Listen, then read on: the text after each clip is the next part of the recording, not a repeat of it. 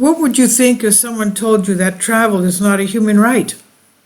Cars to be banned by the year 2030 under WEF 15-minute city plans. According to them, they say travel is not a human right.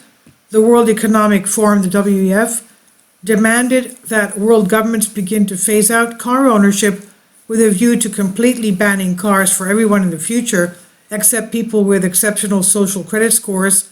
And when you read between the lines regarding what they mean by that, they're clearly referring to themselves, the elite, as the only people who will be allowed to operate cars in the future. You might have thought that the globalist elite were having the week from hell with 9 million people and counting across France protesting, demanding the removal of World Economic Forum puppet Emmanuel Macron from France. In France, they're sick to the back teeth of the former Rothschilds banker and WEF young global leader doing the bidding of Klaus Schwab and forcing unpopular and unconstitutional changes through Parliament.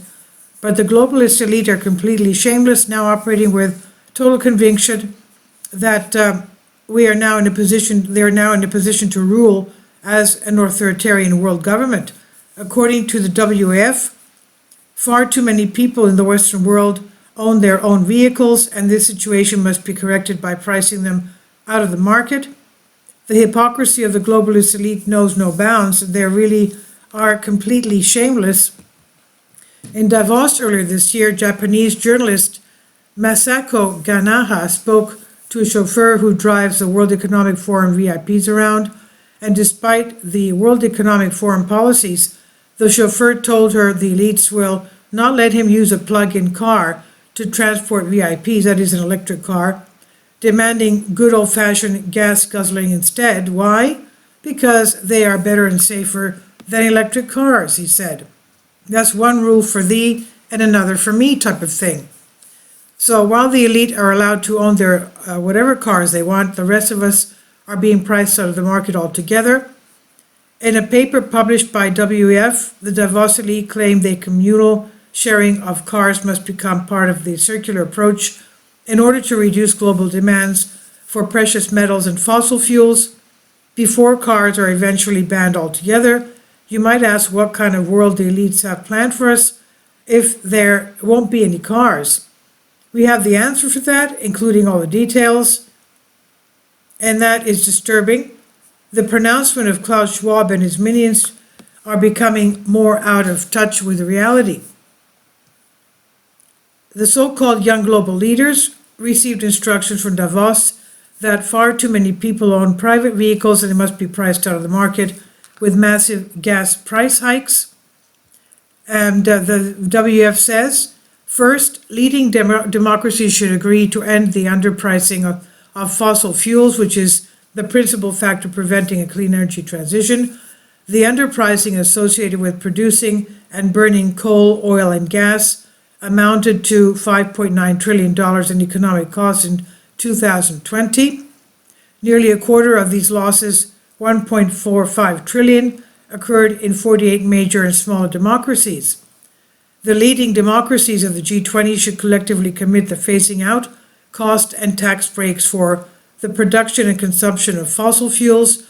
They should also phase in more efficient pricing of fossil fuels through taxes or tradable permits to cover the cost of local air pollution, global warming, and other economic damages. So what kind of world are the elites planning for us in the not-so-distant future? A quick hint, did you know that Klaus Schwab keeps a bust of Vladimir Lenin, the architect of Soviet Russian communism, in his personal bookshelf?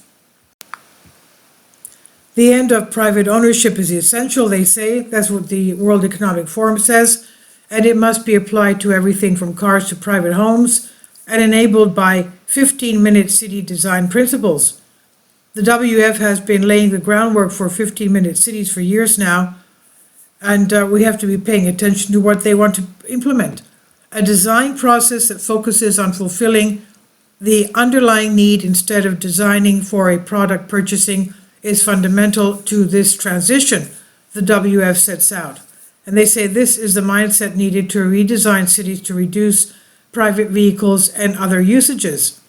Part of the WF's circular approach, quote unquote, appears to be forcing us to live in so-called 15-minute cities, which should be called open-air prisons, from which we will not only have no transportation, but also no means of escape. This is by Baxter Dimitri at News Punch. Please leave your comments. Thank you for your support. Kindly support my Patreon account. The daily posts are 5 videos daily, and they are totally different from what I have on my YouTube channel. Thank you so much for your support and that you find all my content so interesting. You'll find the Patreon account details in the description box